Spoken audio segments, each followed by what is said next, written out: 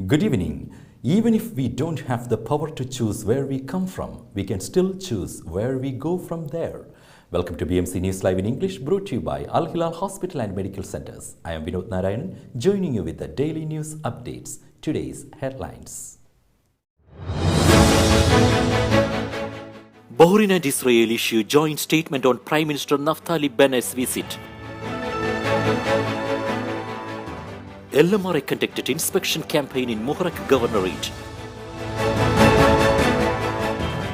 His Highness Sheikh Nasser launches new program for Bahraini youth. Bahrain and Saudi launch health e-passport for smooth causeway travel.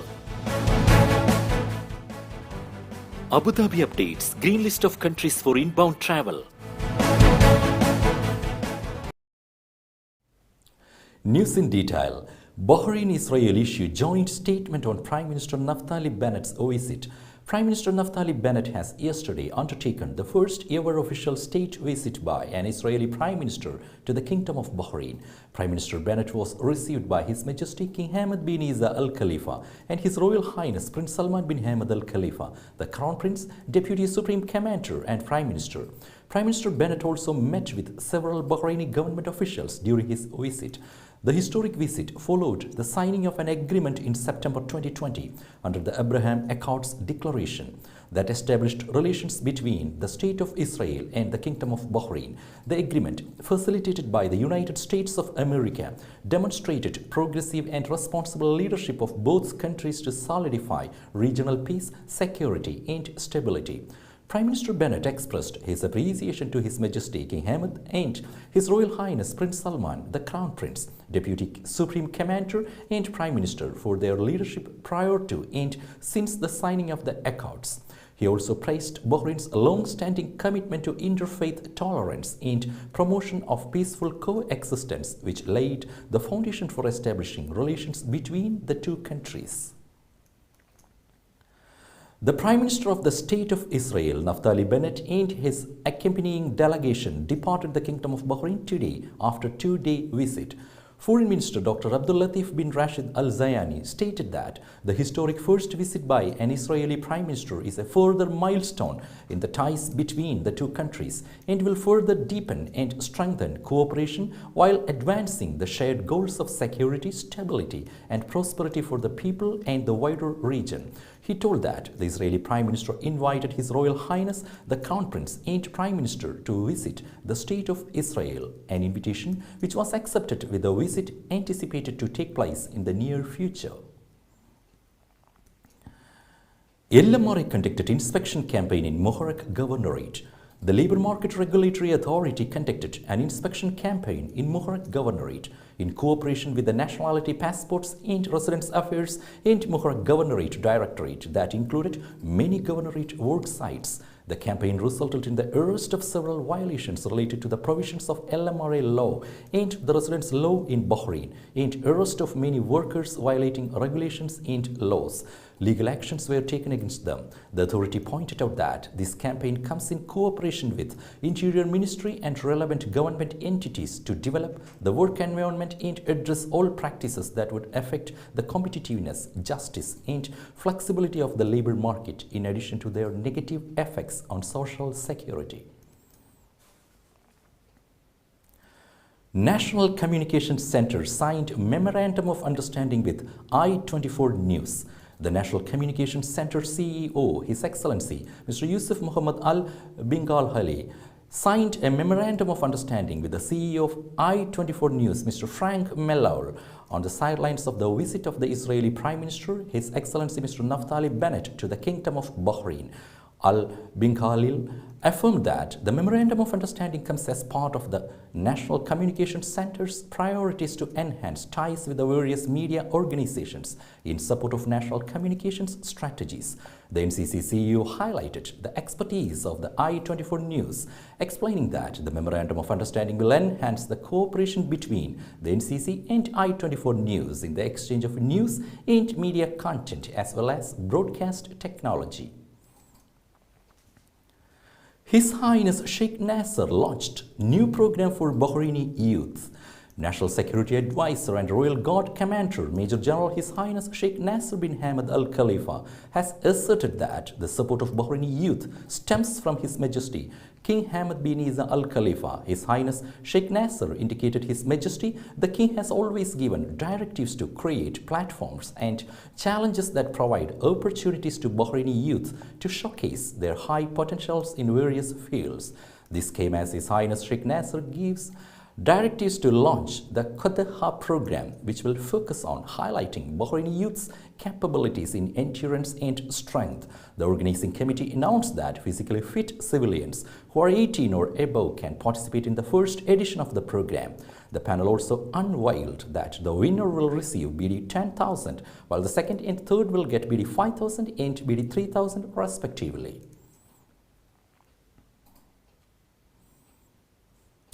Today's COVID updates. COVID updates brought to you by Al Hilal Hospital and Medical Centers.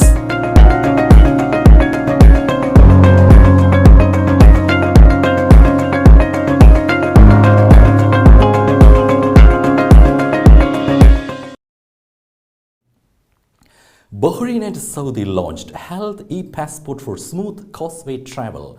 Saudi Arabia and Bahrain have launched a health e-passport for travel between the two countries. The Saudi cabinet approved the Memorandum of Understanding between the Saudi Authority for Data and Artificial Intelligence and Bahrain's Information and E-Government Authority to activate the electronic document. It will help verify and match traveler information across the King Fahd Causeway for citizens and residents of Saudi Arabia and Bahrain for COVID-19 health requirements. SDAIA aims to improve the health e-passport to the point that it can be acknowledged as an official document worldwide.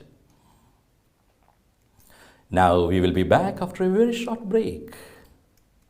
All your favorite products under one roof in Bahrain at 27-year-old Megamart and Macromart. Bakery,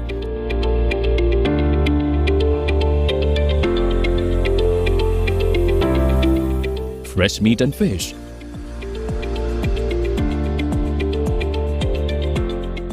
fruits and vegetables,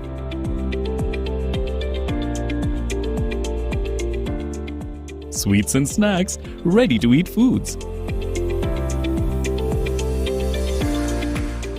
dairy products, grocery or consumer goods. To have a wonderful shopping experience, please visit your nearest Megamart Macromart branch. Megamart and Macromart, full of goodness.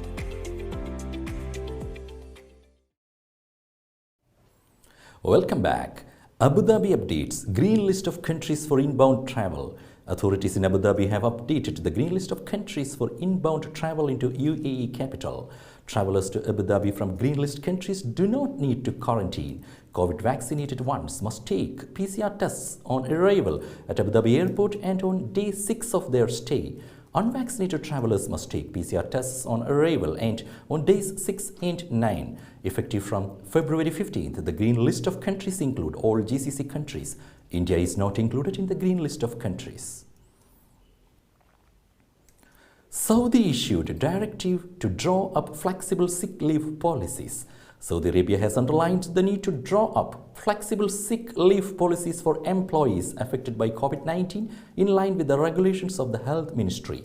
In the latest issue of guidelines to deal with suspected or confirmed cases of the coronavirus at workplaces, the mechanism for dealing with suspected or confirmed cases of coronavirus includes activating verification of health status and immunization of individuals on the Tawaklana application upon entering the workplace. It calls for a ban or entry of any employee whose health status on the app is COVID positive or not immune. It also stipulates that an internal mechanism to report coronavirus cases shall be introduced at workplaces, and the mechanism would cover the employee, his designated department, the means of communication to receive the report, and what was done after the report, apart from reporting of the case in the event that the employee has symptoms during his presence at the workplace or before arriving there. The guide also clarifies the circumstances during which an employee is entitled to sick leave or not to report for duty, as well as the mechanism to refer an employee with coronavirus symptoms to hospital or health center. Penalties for violators are also listed. According to the instructions of the Ministries of Interior and Human Resources, punitive measures will be taken against those who refuse to cooperate, deliberately conceal the results of the tests, do not disclose the appearance of symptoms, or is having contact with a confirmed case. Weather fluctuations likely in Saudi from Friday. The National Center for Meteorology anticipates weather fluctuations in most regions of Saudi Arabia starting Friday. NCM forecasts strong winds, dust storms, heavy rain, and changing temperatures from Friday. It said an elaborate weather report will be released soon. Egypt lengthening two-way portion of Suez Canal by 10 kilometers. Egypt is working to improve the Suez Canal by making an additional 10 kilometers accessible to two-way traffic, while widening and deepening another 30 kilometers, the chairman of the authority managing the waterway said on Tuesday. Suez Canal Authority Chairman Osama Rabi, giving the first news conference on the expansion, which began in June, said it would be too expensive to widen the entire length of the waterway linking the Red Sea and the Mediterranean. However, the two-way portion would be lengthened to 85 kilometers from 75 kilometers, he said. Global shipping traffic was disrupted last year when one of the world's largest container ships got stuck in the southern section of the 190-kilometer canal for about a week. Vietnam eyes full reopening to tourists from next month.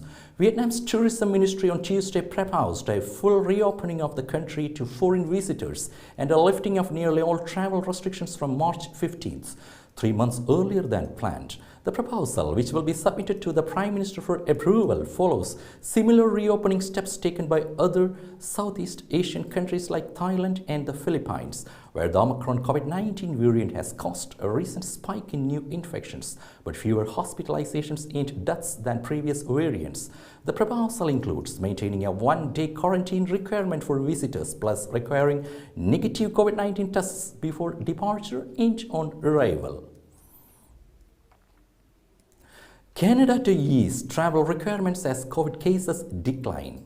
Canada will ease entry for fully vaccinated international travelers starting on February 28 as COVID-19 cases decline, allowing a rapid antigen test for travelers instead of a molecular one, officials said on Tuesday.